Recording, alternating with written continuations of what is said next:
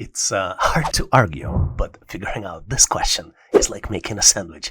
There are a lot of layers, and sometimes all you need to do is just take a bite to understand it. But I feel what's easy to understand is that tackling this particular assessment test question sharpens your mind and fuels your love for challenges. You're presented with 4 expressions, and you need to sort the results of these expressions in descending order. The first expression is 1/5 plus 3/4. Second expression is square root of 1 minus 1/10. Third expression is 1.2 minus 1/4. And the fourth expression is 0.9 multiplied by 1.1. Take a close look at these expressions, do the math, and then select your answer out of 4 possible choices. Choice A represents descending order as 1, 2, 3, and 4. Choice B represents as 4, 3, 2, 1. Choice C, 2, 3, 4, 1. And last but not least, choice D, 4, 3, 1, 2. Feel like you stumbled upon a tough one? Well, it's easy to understand that. But you're not alone in this journey. Whether you're a problem-solving veteran or a newcomer, I believe in your capabilities. Take a moment to reflect, tap into your creativity, and let's tackle this challenge together. Your answer is just waiting to be discovered.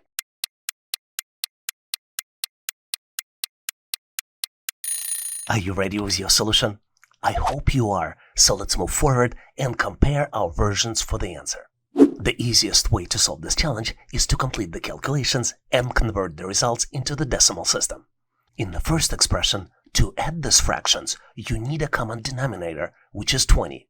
So 1/5 becomes 4/20 and 3/4 becomes 15/20.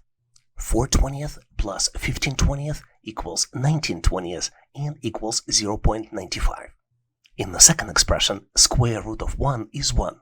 1 minus 1/10 equals 9/10 and equals 0.9. A third expression can be calculated as 1.2 minus 0.25, and the end result of this would be 0.95. The result of multiplication in the fourth expression equals 0.99. Now it's time to do the sorting. Our highest value is 0.99, which is the fourth expression. Then we have 2 expressions with the same value.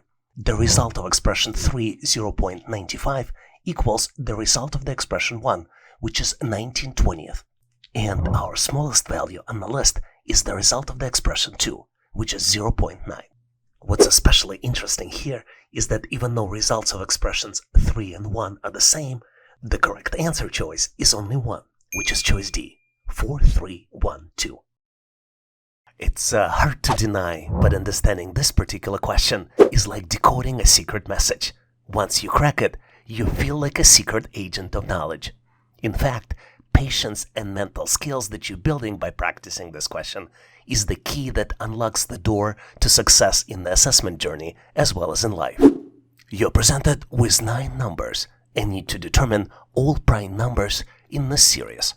The numbers are 31, 32, 33, 34, 35, 36, 37, 38, and 39. And your answer should be selected out of 4 possible choices. Choice A, 31 and 39.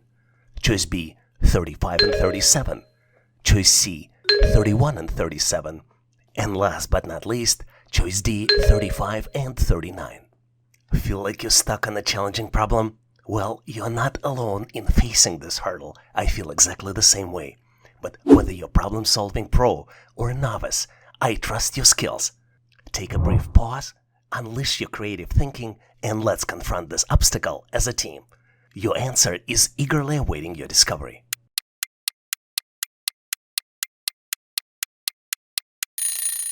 Are you ready with your solution? I hope you are, so let's move forward and compare our versions of the answer. Let's first understand what the prime numbers are. Prime numbers are natural numbers greater than 1 that can only be evenly divided by 1 in themselves, having no other positive divisors. The simple prime numbers are 2, 3, 5, 7, 11, and then you continue going up. What's interesting is that the prime numbers are fundamental in number theory and play a crucial role in various mathematical and cryptographic applications. To solve this challenge, we need to go through each number and check if it's divisible by any smaller numbers. Let's start with number 31 and see if it's divisible by any smaller numbers like 2, 3, 4, and so on. Once you do it, you realize that it's not divisible. We can even try a square root of 31 and only to learn that it's not divisible, which means that it is a prime number. 32 can be divided by 2 and the end result of this is 16, so 32 is not a prime number. Same with 33, it can be divided by 3. 34 can be divided by 2, 35 can be divided by 5, 36 can be divided by 2, 37 is a prime number. You can go through the same chain of exploration as we did for number 31. 38 is not a prime number, and 39 is not a prime number. So the correct answer here is choice C, 31 and 37. You would have to agree that untangling this data analytics puzzle is like explaining music to a plant. You have to start with the roots and hope that harmony eventually grows. You're presented with 7 terms, and you need to identify all terms related to data analytics.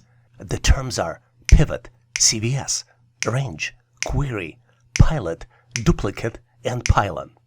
Feeling challenged? And that's okay. It's a tricky question. But whether you're a seasoned solver or casual question explorer, I have faith in your problem-solving abilities. Give it a time it deserves, think outside the box, and watch the pieces fall into place. I have full confidence that you've got what it takes.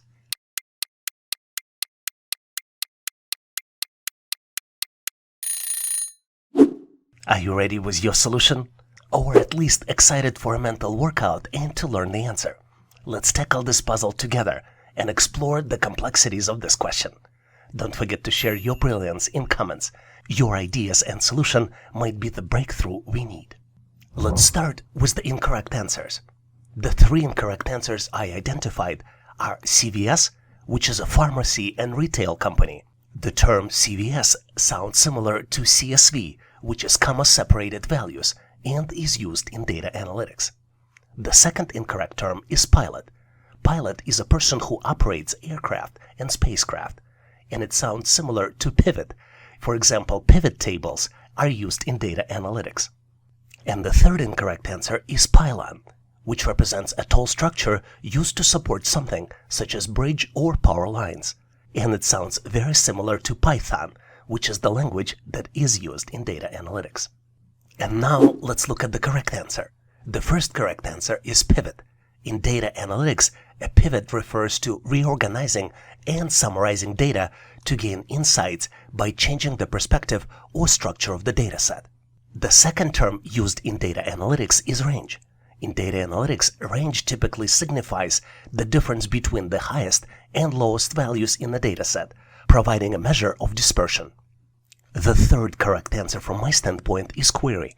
In data analytics, a query is a request for specific information from a database or dataset, often expressed in a structured query language like SQL. And last correct answer, I believe, is duplicate. In data analytics, a duplicate refers to identical or replicated records within a dataset, which may need to be identified and managed for data quality and analysis purposes. Are you in agreement with my version of the answer? Please make sure to post your answers and solutions in comments. Seize the spotlight. This particular question is your personal puzzle to unravel. It's hard to deny, though, that solving Bitcoin volatility problem is like telling a weather forecast to a goldfish. One day it's sunny, the next day it's stormy, and you hope they will swim through the waves without getting too seasick. Here's the problem for you to solve. Altcoin Capital Inc. incurred a loss of 20% by selling Bitcoin at $40,000. To get to a 20% profit instead, at what price should they sell the cryptocurrency? And you're presented with 4 possible choices. Choice A, $42,000. Choice B, $48,000. Choice C, $50,000. And last but not least, choice D, $60,000. Take a swing at this challenge by yourself.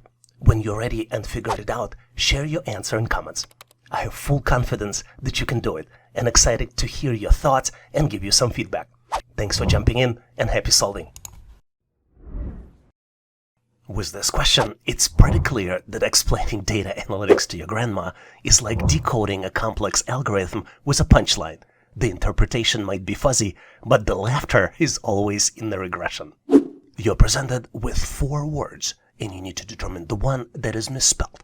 The words are choice A, concatenation, choice B, normalization, choice C, aggregation, and last but not least, choice D, duplication. Feel that you stumbled upon a tough task? Well, it's not one of those your grandma questions. I can tell you this, it's a serious data analytics business, but you are not alone in this journey. Whether you're a problem-solving veteran or newcomer, I believe in your capabilities. Take a moment to reflect, tap into your creativity, and let's tackle this challenge together. Your answer is just waiting to be discovered.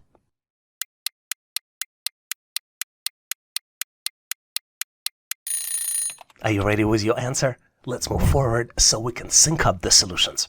To be able to best answer this question, let's understand the meaning of each word.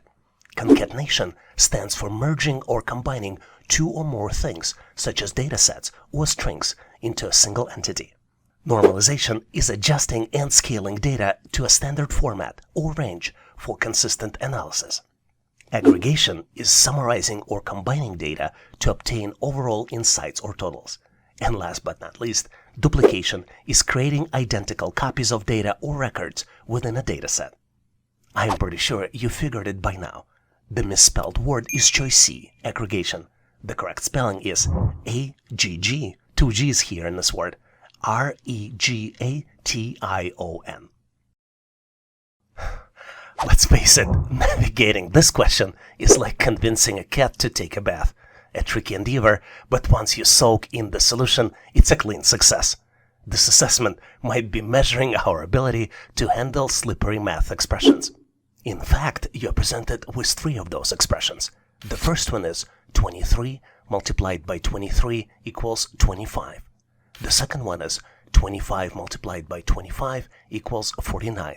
And the third one is where you need to find the missing number. The expression is 27 by 27, and the result of it you need to select out of 4 possible choices. Choice A, 64, choice B, 72, choice C, 76, and last but not least, choice D, 81. Feeling a bit stuck? Well, guess what? You're not alone. I feel exactly the same way. But I'm the firm believer that you've got this.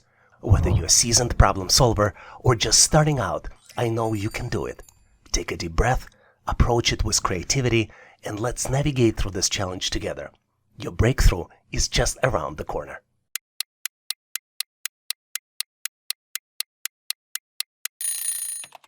Are you ready with your solution? Well, or at least excited about this mental workout. Let's tackle this puzzle and explore the complexities together. And don't forget to share your brilliance, insight in comments. Your solution might be just the breakthrough we need. Did I warn you that this expression is slippery? In the typical world, 23 multiplied by 23 equals 529. But to solve this problem, we need to think out of the box. And instead of using traditional math, you need to sum up the digits and multiply the result of the sum operation. Let's look at the example. For example, 23 by 23 would be 2 plus 3 in parentheses multiplied by 2 plus 3 would be 5 multiplied by 5, and the result of this would be 25. The second expression would be 2 plus 5 in parentheses multiplied by 2 plus 5 in parentheses would be equal 7 by 7 would be equal 49. So the missing number could be calculated as 2 plus 7 multiplied by 2 plus 7, which would be equal 9 multiplied by 9 or 9 squared and would be equal to 81. So the correct answer here is choice D, 81. I gotta admit, if I would ever have to face these types of problems on the assessment test, I would need to bring the compass with me. And you know why?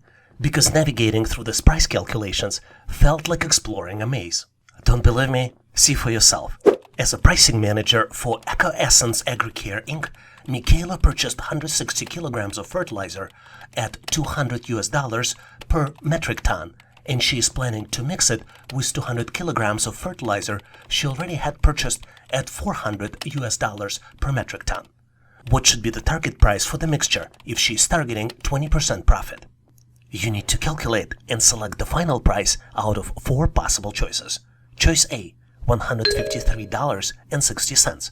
Choice B, $156.20. Choice C, $164.80. And last but not least, choice D, $172.40. Feeling stuck? No worries. It's easy to understand why you would be stuck with these types of problems. But whether you're a pro or newcomer, I trust that you can conquer this challenge. Remember, time is your friend, and a little outside of the box thinking goes a long way. You've got this. Take your time, get creative, and let's crack this problem together.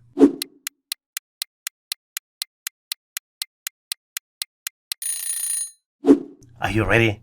Let's navigate the complexity of this question together and exchange solutions in the end. These types of problems can definitely be solved in multiple different ways. Make sure to post your unique way in comments so we can all learn. Let's start by looking at the term US dollar per MT, which refers to United States dollar per metric ton. This is the pricing convention, which is widely used in international trade, since it provides a standardized and easily comparable measure for the cost of fertilizer on a weighted basis. Once we understand what we're dealing with here, our first step would be to determine the cost. For the first fertilizer, the cost would be 160 kilograms multiplied by 200 divided by metric ton, which is 1,000 kilograms, which would be equal to $32. For the second fertilizer, Michaela spent $96, which is calculated as 240 kilograms multiplied by 400 and divided by metric ton, which is the 1,000 kilograms, which equals to 96. So the total spent for both fertilizer would be $32 plus $96, which is equal $128. The best way to add 20% profit is to understand that 20% profit is equals 120% of the original cost, which means that the target price can be calculated as 128 multiplied by 1.2, and the end result of this would be 153. So Michaela should aim to sell the mixture for $153.60 per metric ton to make a 20% profit. And the correct answer here is choice A, $153.60. Well, guess what? Your time to radiate has arrived. I have full confidence that you will shine with your brilliance right now by solving this challenge. You're presented with 3 triangles. Triangles have numbers inside. The first triangle has number 1 in the middle and numbers 2, 9, and 3 on the sides. Second triangle has number 2 in the middle and numbers 3, 7, and 1 on the sides.